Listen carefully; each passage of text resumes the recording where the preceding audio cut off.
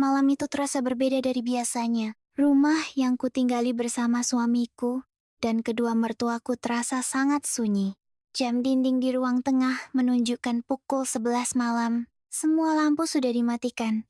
Hanya lampu kecil di lorong yang masih menyala redup. Suamiku sudah tertidur pulas di kamar kami. Napasnya terdengar teratur, menandakan dia benar-benar kelelahan setelah bekerja seharian. Aku sendiri belum bisa tidur. Entah kenapa pikiranku terasa gelisah. Perasaan tidak nyaman itu datang begitu saja tanpa alasan yang jelas. Akhirnya aku memutuskan untuk bangun dari tempat tidur dan pergi ke kamar mandi. Lorong menuju kamar mandi cukup panjang. Di sisi kiri ada kamar mertuaku. Biasanya aku berjalan cepat melewati lorong itu. Tapi malam itu langkahku melambat karena dari balik pintu kamar mertuaku, aku mendengar suara seseorang sedang berbicara pelan. Suara itu seperti sedang menelepon. Aku berhenti sejenak. Awalnya aku tidak berniat mendengarkan, tapi satu kalimat yang kudengar membuat tubuhku langsung membek. Tenang saja, dia tidak akan curiga. Aku langsung terdiam di tempat. Perasaan aneh mulai muncul di dadaku. Aku tidak tahu kenapa, tapi tiba-tiba firasat buruk muncul begitu saja. Dan tanpa sadar, aku berdiri di dekat pintu kamar itu, mencoba mendengar lebih jelas. Dari balik pintu, suara mertuaku terdengar lebih jelas. Nada suaranya pelan, seperti takut didengar orang lain. Aku menahan napas agar tidak mengeluarkan suara sedikit pun. Pokoknya semuanya harus selesai sebelum akhir bulan, katanya di telepon. Jantungku mulai berdetak lebih cepat. Aku tidak tahu siapa yang sedang dia ajak bicara. Tapi kalimat berikutnya membuat tubuhku langsung merinding. Kalau dia masih di rumah ini, rencana kita tidak akan berhasil. Aku mengerutkan kening. Siapa yang dia maksud? Lalu tiba-tiba dia menyebut sesuatu yang membuatku benar-benar kaget. Anak perempuan itu terlalu banyak tahu. Tanganku mulai gemetar. Apakah dia sedang membicarakan aku? Aku mendekat sedikit ke pintu. Suara itu kembali terdengar. Tenang saja. Aku sudah memikirkan caranya. Ada jeda beberapa detik. Lalu, dia melanjutkan dengan suara yang lebih dingin. Kalau perlu, kita singkirkan saja dia. Darahku seperti berhenti mengalir. Aku benar-benar tidak bergerak. Pikiranku kosong. Aku tidak percaya dengan apa yang baru saja kudengar. Aku perlahan mundur dari pintu kamar itu. Langkahku terasa lemas. Aku berjalan kembali ke kamar dengan pikiran kacau. Sepanjang jalan, kata-kata yang kudengar terus terngiang di kepalaku. Kalau perlu kita singkirkan saja dia. Aku duduk di tepi tempat tidur. Suamiku masih tertidur. Melihat wajahnya membuat hatiku semakin bingung. Apa mungkin aku salah dengar? Atau mertuaku benar-benar sedang merencanakan sesuatu? Tiba-tiba aku mulai mengingat beberapa kejadian aneh yang terjadi beberapa minggu terakhir. Mertuaku sering menatapku dengan cara yang aneh. Kadang dia berbicara sangat ramah, tapi kadang juga terlihat seperti menyembunyikan sesuatu. Bahkan beberapa kali aku merasa seperti sedang diawasi. Waktu itu aku menganggap itu hanya perasaanku saja. Tapi sekarang, semuanya terasa berbeda.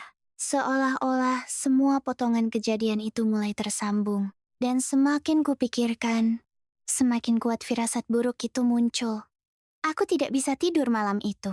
Semakin aku mencoba menenangkan diri, semakin pikiranku dipenuhi berbagai kemungkinan. Apa sebenarnya yang sedang direncanakan oleh mertuaku? Kenapa dia berbicara seperti itu di telepon? Dan yang paling membuatku takut, kenapa dia menyebut seseorang harus disingkirkan?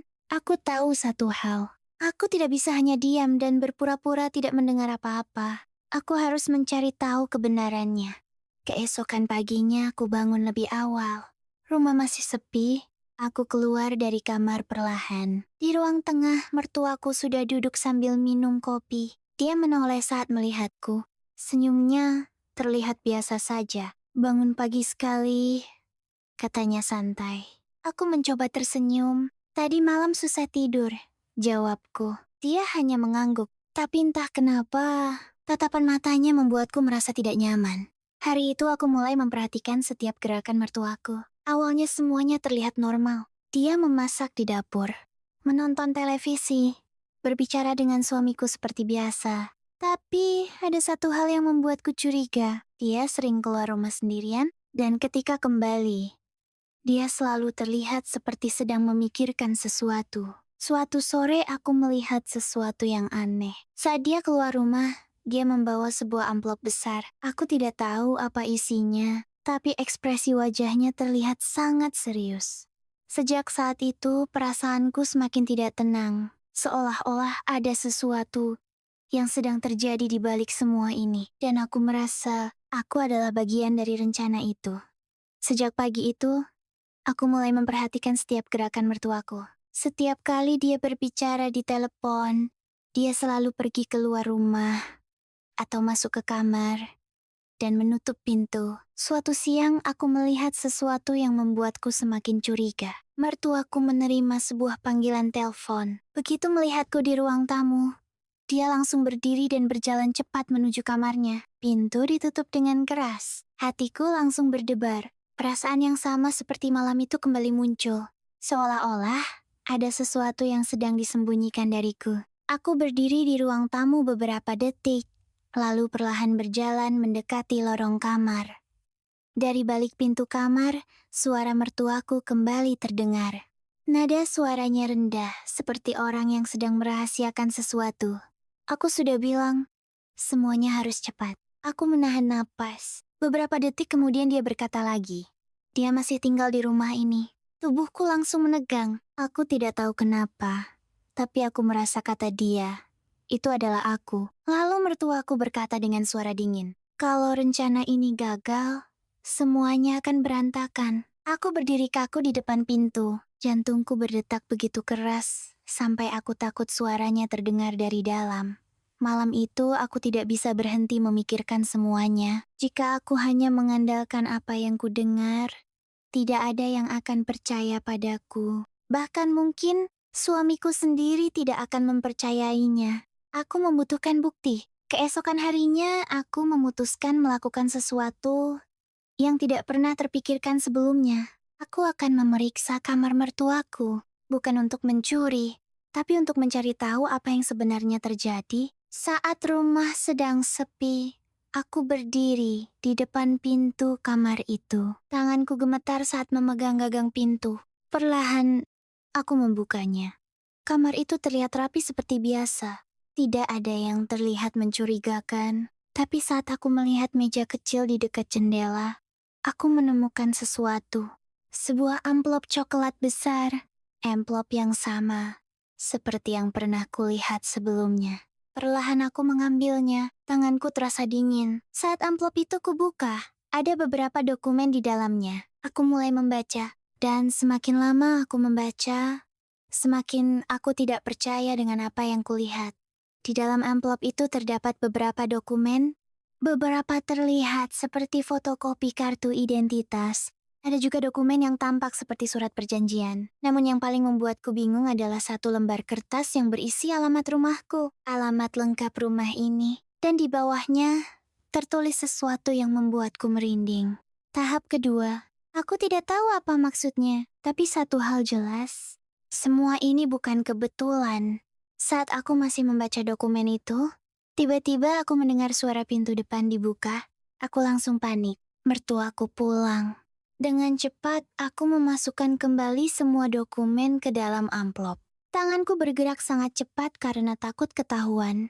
Langkah kaki mulai terdengar di lorong. Aku segera keluar dari kamar itu dan menutup pintunya seperti semula. Beberapa detik kemudian mertuaku muncul di ruang tengah. Dia melihatku berdiri di sana. Tatapan matanya langsung membuat jantungku berdebar. Mertuaku menatapku beberapa detik tanpa berkata apa-apa. Sedang apa di sini? Tanyanya akhirnya. Aku mencoba terlihat santai. Tidak apa-apa, hanya mengambil air minum. Dia tidak langsung menjawab. Tatapannya tetap tertuju padaku. Seolah-olah dia sedang mencoba membaca pikiranku. Saat itu, aku benar-benar merasa seperti seorang pencuri di rumah sendiri. Malam harinya aku mencoba berbicara dengan suamiku. Kami duduk di kamar. Aku menceritakan semua yang kudengar malam itu. Tapi reaksinya tidak seperti yang kuharapkan. Dia hanya terdiam beberapa saat, lalu berkata pelan, "Mungkin kamu salah dengar." Jawaban itu membuat hatiku terasa jatuh. Aku mencoba menjelaskan lagi tentang telepon itu. tentang amplop, tentang dokumen yang kulihat. Tapi suamiku tetap terlihat ragu. Aku sudah mengenal ibuku seumur hidupku, katanya. Dia tidak mungkin melakukan hal seperti itu. Aku tidak tahu harus berkata apa lagi. Malam itu aku menyadari sesuatu. Jika suamiku tidak mempercayaiku, maka aku harus mencari tahu semuanya sendiri. Apa sebenarnya yang sedang direncanakan oleh mertuaku? Dan kenapa aku menjadi bagian dari rencana itu? Pertanyaan-pertanyaan itu terus menghantui pikiranku. Dan aku merasa ini baru permulaan. Keesokan harinya aku memutuskan melakukan sesuatu yang berani. Aku akan mengikuti mertuaku. Siang itu, seperti biasa, dia keluar rumah sendirian. Dia membawa tas kecil berwarna coklat. Aku menunggu beberapa menit agar tidak terlihat mencurigakan, lalu keluar rumah secara diam-diam. Dari kejauhan, aku melihatnya berjalan menuju ujung jalan. Langkahnya terlihat cepat, seperti seseorang yang sedang terburu-buru. Aku mengikuti dari belakang dengan hati-hati. Perasaanku mengatakan bahwa hari ini aku akan menemukan sesuatu yang besar. Mertuaku berhenti di sebuah kafe kecil di pinggir jalan. Dia duduk di salah satu meja di luar. Beberapa menit kemudian seorang pria datang menghampirinya. Aku berdiri cukup jauh agar tidak terlihat. Aku tidak bisa mendengar percakapan mereka dengan jelas. Tapi dari cara mereka berbicara, terlihat sangat serius. Pria itu mengeluarkan sebuah map dari tasnya dan menyerahkannya kepada mertuaku. Dadaku langsung terasa sesak. Aku mencoba mendekat sedikit. Beberapa kata akhirnya terdengar jelas. Apakah semuanya sudah siap? Tanya mertuaku. Pria itu mengangguk. Dokumen sudah lengkap. Lalu pria itu berkata sesuatu yang membuat tubuhku langsung dingin. Begitu semuanya selesai, rumah itu akan menjadi milik Anda. Rumah? Rumah yang mana? Pikiranku langsung tertuju pada rumah tempat kami tinggal. Aku mulai mengerti sesuatu. Jika rumah itu menjadi milik mertuaku, berarti harus ada sesuatu yang terjadi lebih dulu. Sesuatu yang membuatku dan suamiku tidak lagi memiliki rumah ini. Jantungku berdetak sangat cepat. Apakah ini semua tentang warisan atau sesuatu yang lebih buruk? Malam itu aku kembali mendengar sesuatu. Suara telepon dari kamar mertuaku. Aku berdiri di lorong. Sama seperti malam pertama. Kali ini kata-katanya jauh lebih jelas. Tidak masalah jika terjadi kecelakaan kecil, katanya di telepon. Tubuhku langsung membeku. Dia melanjutkan dengan suara tenang. Yang penting semuanya terlihat seperti musibah. Sekarang aku benar-benar yakin. Aku bukan hanya berhayal. Seseorang sedang merencanakan sesuatu yang berbahaya. Dan aku mungkin adalah targetnya. Aku kembali ke kamar dengan tangan gemetar. Untuk pertama kalinya, aku benar-benar merasa takut tinggal di rumah itu. Keesokan paginya, aku kembali memeriksa kamar mertuaku. Kali ini aku menemukan sesuatu yang jauh lebih mengejutkan. Sebuah dokumen asuransi jiwa. Namaku tertulis di sana, dan jumlah uangnya sangat besar. Tanganku langsung dingin. Saat aku masih memegang dokumen itu, tiba-tiba suara seseorang terdengar di belakangku. Akhirnya kamu menemukannya. Aku langsung berbalik. Mertuaku berdiri di pintu kamar. Tatapannya dingin. Dia tidak terlihat terkejut sama sekali. Seolah-olah dia memang menungguku menemukan semua itu. Mertuaku masuk ke kamar dengan langkah pelan. Seharusnya kamu tidak ikut campur, katanya. Aku mundur beberapa langkah.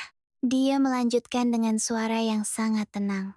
Kamu terlalu penasaran. Lalu dia tersenyum tipis. Sebenarnya, semua ini tidak harus terjadi. Jika kamu tidak menemukan dokumen itu, jantungku terasa seperti berhenti. Aku menatapnya dengan tubuh gemetar. Kenapa? Tanyaku.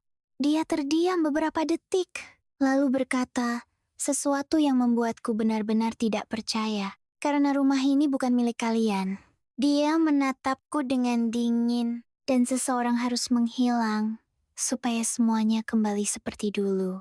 Saat itulah aku menyadari sesuatu. Selama ini, aku tinggal di rumah yang penuh rahasia. Dan mungkin aku baru saja membuka rahasia yang seharusnya tidak pernah diketahui siapapun. Rina masih memegang dokumen asuransi itu. Tangannya gemetar. Jadi, Selama ini ibu benar-benar ingin mencelakaiku? Tanya Rina dengan suara hampir berbisik. Siti tidak langsung menjawab, dia hanya berjalan mendekat perlahan. Tatapannya dingin. Ini bukan soal kamu, katanya akhirnya. Ini soal rumah ini. Dia menatap seluruh ruangan. Rumah ini milik keluarga kami sejak lama, dan aku tidak akan membiarkan orang lain mengambilnya. Rina tidak mengerti. Bukankah rumah ini milik suaminya sekarang? Siti akhirnya membuka rahasia yang selama ini dia sembunyikan. 30 tahun lalu, katanya pelan. Rumah ini milik ayahku. Tapi setelah dia meninggal, semuanya berubah. Dia menatap Rina dengan mata tajam. Anakku, suamimu, mengambil alih rumah ini. Rina terkejut. Dia tidak pernah menceritakan itu padamu, bukan? Siti tersenyum pahit karena dia tahu aku tidak akan pernah memaafkannya. Rina mulai sadar. Ini bukan hanya tentang dirinya. Ini tentang pertikaian keluarga yang sudah sangat lama. Tiba-tiba pintu kamar terbuka. Suami Rina berdiri di sana. Dia terlihat marah, tapi juga panik. Berhenti, Bu, katanya keras. Siti langsung menoleh. Rina juga terkejut. Jadi kamu sudah tahu semuanya? Kata Siti. Suami Rina terdiam beberapa detik. Lalu dia berkata sesuatu yang mengejut. Aku tahu, ibu merencanakan sesuatu. Karena itu, aku sudah melaporkannya. Beberapa detik kemudian terdengar suara mobil berhenti di depan rumah. Lampu biru dan merah memantul di jendela. Polisi datang. Siti terdiam. Untuk pertama kalinya wajahnya terlihat benar-benar terkejut. Suami Rina berjalan mendekat. Aku sudah lama curiga, katanya. Sejak ibu mulai mengurus dokumen rumah ini diam-diam. Dia menatap ibunya dengan sedih. Dan ketika Rina mengatakan semuanya, aku akhirnya percaya. Rina berdiri kaku. Dia tidak menyangka suaminya ternyata sudah mengetahui sebagian dari semua ini. Beberapa menit kemudian polisi membawa Siti keluar rumah. Dia tidak melawan. Sebelum masuk ke mobil polisi, dia menoleh ke arah rumah itu. Tatapannya penuh emosi, entah marah atau sedih. Rina berdiri di depan pintu bersama suaminya. Angin malam terasa dingin. Semua akhirnya selesai. Tapi satu hal yang tidak bisa dihapus dari pikiran Rina. Jika malam itu dia tidak sengaja mendengar percakapan telepon itu, mungkin rencana mengerikan itu tidak akan pernah terungkap dan mungkin dia tidak akan berada di sini sekarang.